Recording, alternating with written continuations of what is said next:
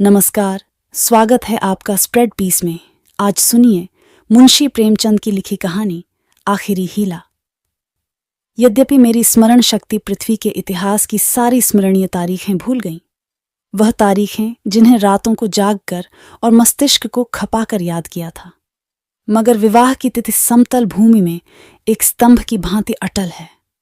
न भूलता हूं, न भूल सकता हूं। उससे पहले और पीछे की सारी घटनाएं दिल में मिट गईं, उनका निशान तक बाकी नहीं। वह सारी अनेकता एक एकता में मिश्रित हो गई है और वह मेरे विवाह की तिथि है।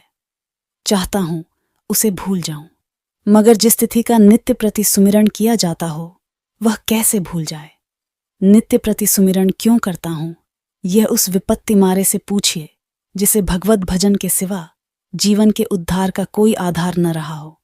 लेकिन क्या मैं वैवाहिक जीवन से इसलिए भागता हूं कि मुझमें रसिकता का अभाव है और मैं कोमल वर्ग की मोहनी शक्ति से निर्लिप्त हूं और अनासक्ति का पद प्राप्त कर चुका हूं?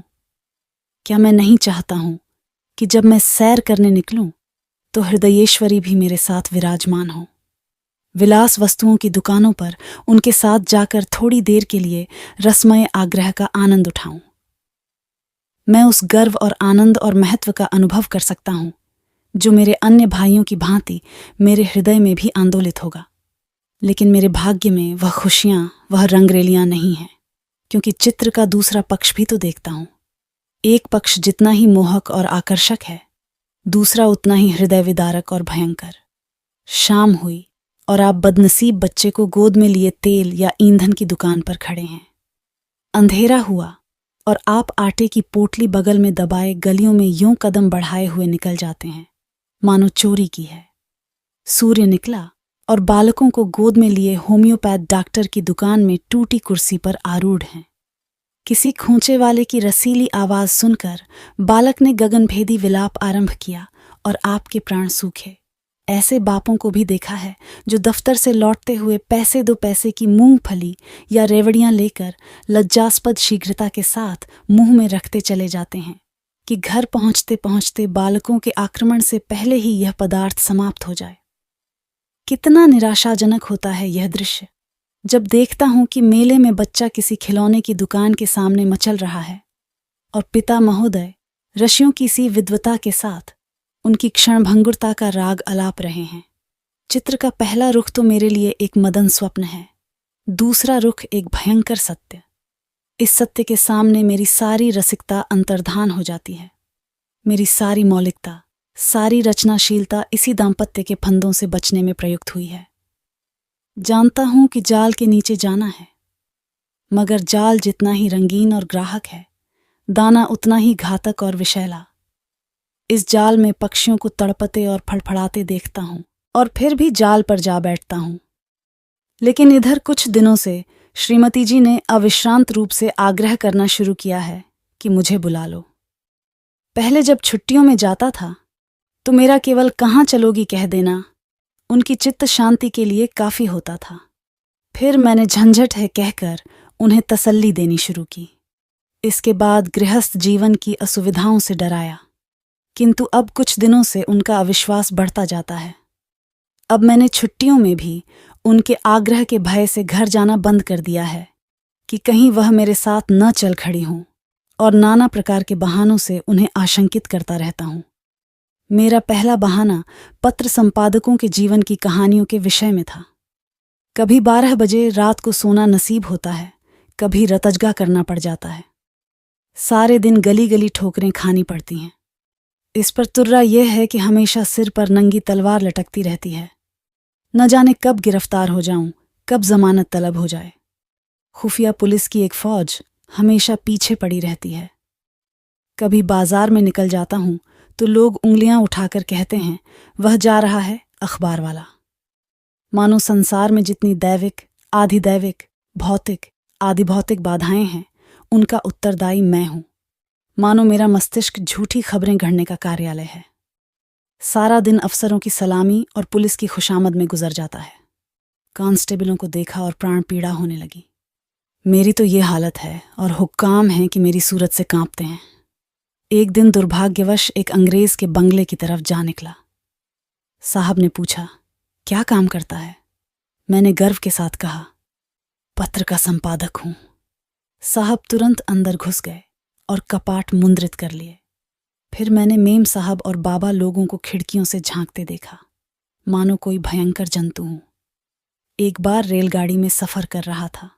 साथ और भी कई मित्र थे, इसलिए अपने पद का सम्मान निभाने के लिए सेकंड क्लास का टिकट लेना पड़ा। गाड़ी में बैठा तो एक साहब ने मेरे सूटकेस पर मेरा नाम और पेशा देखते ही तुरंत अपना संदूक खोला और रिवॉल्वर निकालकर मेरे सामने गोलियां भरीं, जिससे मुझे मालूम हो जाए कि वह मुझसे सचेत है। मैंने देवी जी से अपनी आर्थिक कठिनाइयों की कभी चर्चा नहीं की, क्योंकि मैं रमणियों के सामने यह जिक्र करना अपनी मर्यादा के विरुद्ध समझता हूं।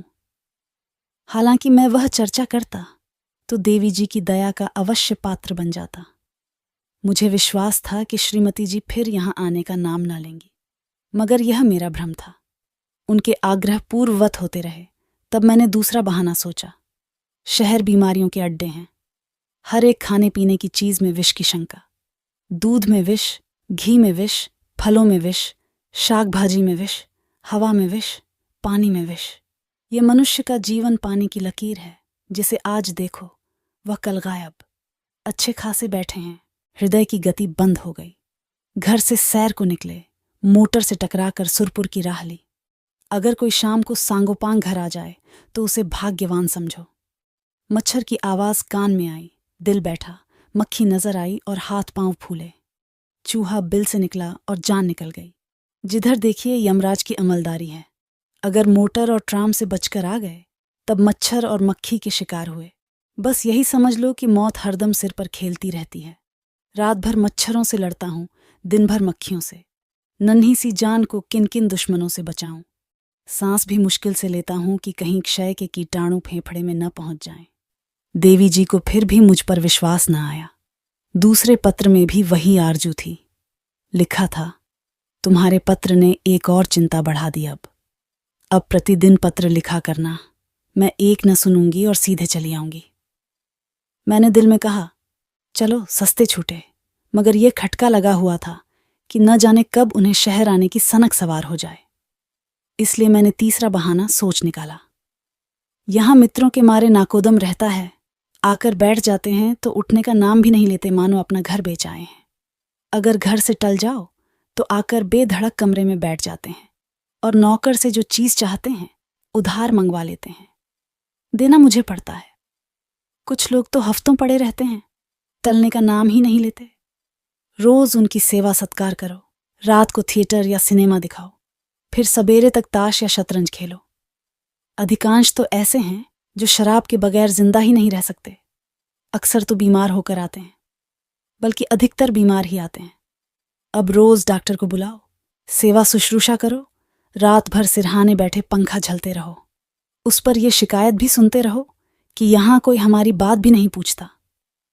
मेरी घड़ी महीनों से मेरी कलाई पर नहीं आई। दोस्तों के साथ जलसों में शरीक हो रही है। अचकन है, वह एक साहब के पास है। कोट और दूसरे साहब ले गए। जूते और एक बाबू ले उड़े। मैं वही रद्दी कोट और वही चमरौधा जूता पहनकर दफ्तर जाता हूं। मित्रवृंद ताड़ते रहते हैं कि कौन सी नई वस्तु लाया। कोई चीज लाता हूं तो मारे डर के संदूक में बंद कर देता हूं।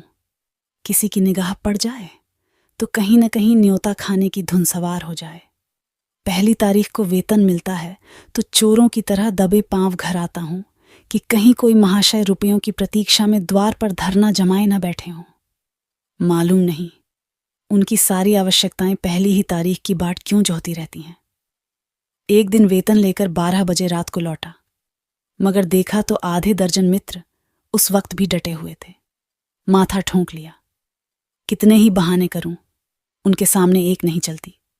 मैं कहता हूं, घर से पत्र आया है, माताजी बहुत बीमार हैं। जवाब देते हैं, अजी बूढ़े इतनी जल्द नहीं मरते। मरना ही होता तो इतने दिन जीवित क्यों रहती। देख लेना 2-4 दिन में अच्छी हो जाएंगी, और अगर मर भी जाएं तो वृद्धजनों की मृत्यु का शोक ही क्या, वह तो और खुशी की बात है। कहता हूं, लगान का बड़ा तकाजा हो रहा है। जवाब मिलता है, आजकल लगान तो बंद हो ही रहा है। लगान देने की जरूरत ही नहीं रही। अगर किसी संस्कार का बहाना करता हूं तो फरमाते हैं, तुम भी विचित्र जीव हो। इन कुप्रथाओं की लकीर पीटना तुम्हारी शान के खिलाफ है।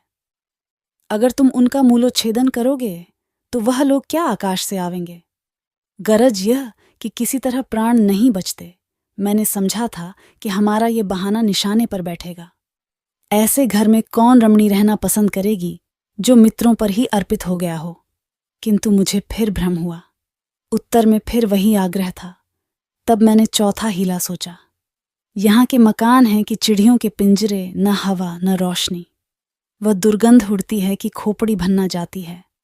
कितने ही के तो इसी दुर्गंध के कारण विसूचिका, टाइफाइड, यक्ष्मा आदि रोग हो जाते हैं। वर्षा हुई और मकान टपकने लगा। पानी चाहे घंटे भर बरसे, मकान रात भर बरसता रहता है।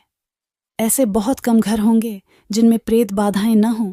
लोगों को डरावने स्वप्न दिखाई देते हैं। कितनों ही को उन्माद रोग हो जाता है। आज नए घर में आए, कल ही उसे बदलने की चिंता सवार हो गई। कोई ठेला असबाब से लदा हुआ जा रहा है, कोई आ रहा है। जिधर देखिए ठेले ही ठेले नजर आते हैं। चोरियां तो इस कसरत से होती हैं कि अगर कोई रात कुशल से बीत जाए तो देवताओं की मनौती की जाती है। आधी रात हुई और चोर चोर, लेना लेना की आवाजें आने लगीं। लोग दरवाजों पर मोटे मोटे लकड़ी के फट्टे या जूते या चिमटे लिए खड़े रहते हैं।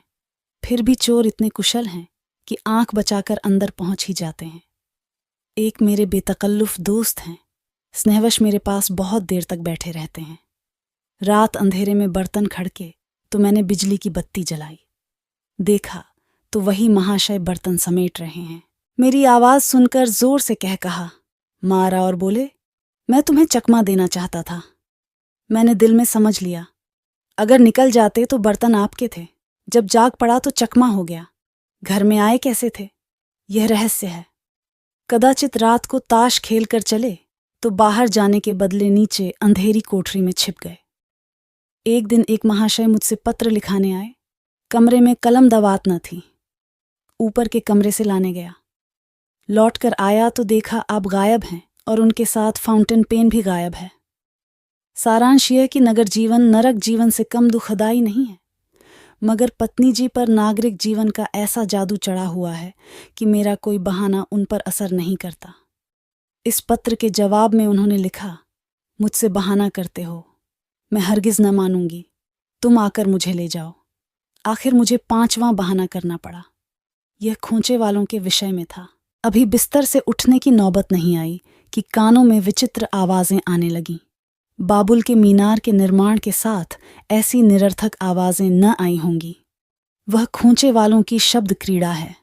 उचित तो यह था, यह खोंचे वाले ढोल मंजीरे के साथ लोगों को अपनी चीजों की ओर आकर्षित करते। मगर इन औंधी अक्ल वालों को यह कहाँ सूझती है।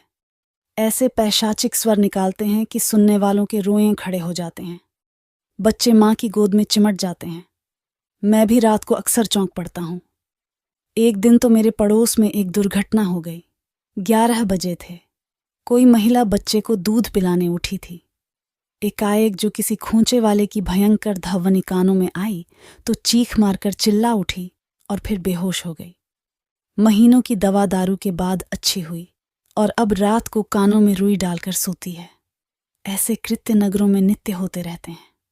मेरे ही मित्रों में कई ऐसे हैं जो अपनी स्त्रियों को घर से लाए, मगर बेचारियां दूसरे ही दिन इन आवाजों से भयभीत होकर लौट गईं। श्रीमती जी ने इसके जवाब में लिखा, तुम समझते हो मैं खोंचे वालों की आवाजों से डर जाऊंगी। यहां गीदड़ों का हौवाना और उल्लुओं का चीखना सुनकर तो डरती नहीं, खोंचे वालों से क्या डरूंगी। अंत में मुझे एक ऐसा बहाना सूझा जिसकी सफलता का मुझे पूरा विश्वास था। यद्यपि इसमें कुछ बदनामी थी, लेकिन बदनामी से मैं इतना नहीं डरता जितना उस विपत्ति से। फिर मैंने लिखा, शहर शरीफ जादियों के रहने की जगह नहीं। यहाँ की महरियां इतनी कटुभाषिणी हैं कि बातों का जवाब गालियों से देती हैं, और उनके बनाव संवार का क्या पूछना। भले घर की स्त्रियां तो उनके ठाट देखकर ही शर्म से पानी पानी हो जाती हैं। सिर से पांव तक सोने से लदी हुई सामने से निकल जाती हैं तो ऐसा मालूम होता है कि सुगंधि की लपट निकल गई। गृहिणियां ये ठाट कहाँ से लाएं? उन्हें तो और भी सैकड़ों चिंताएं हैं। इन महरियों को तो बनाव सिंगार के सिवा दूसरा काम ही नहीं। नित्य नई सज-धाज, नित्य नई अदा, और चंचल तो इस गजब की है, मानो अंगों में रक्त की जगह पारा भर दिया हो। उनका चमकना और मटकना और मुस्कराना देखकर गृहिणियां लज्जित हो जाती हैं और ऐसी दीदा दिलेर हैं कि जबरदस्ती घरों में घुस पड़ती हैं। जिधर देखो इनका मेला सा लगा हुआ है। इनके मारे भले आदमियों का घर में बैठना मुश्किल है। कोई खत लिखाने के बहाने से आ जाती है, कोई खत पढ़ाने के बहाने से। असली बात तो यह है कि गृहदेवियों का रंग फीका करने में इन्हें आनंद आता है। इसलिए शरीफजादियां बहुत कम शहरों में आती हैं। मालूम नहीं इस पत्र में मुझसे क्या गलती हुई कि तीसरे दिन पत्नी जी एक बूढ़े कहार के साथ मेरा पता पूछती हुई अपने तीनों बच्चों को लिए एक असाध्य रोग की भांति आ डटी। मैंने बदहवास होकर पूछा, क्यों, कुशल तो है? पत्नी जी ने चादर उतारते हुए कहा, घर में कोई चुड़ैल बैठी तो नहीं है? यहां किसी ने कदम रखा तो नाक काट लूंगी। हाँ, जो तुम्हारी शह न हो। अच्छा, तो अब रहस्य खुला। मैंने सिर पीट लिया। क्या जानता था अपना तमाचा अपने ही मुंह पर पड़ेगा। आप सुन रहे थे मुंशी प्रेमचंद की लिखी कहानी आखिरी हीला।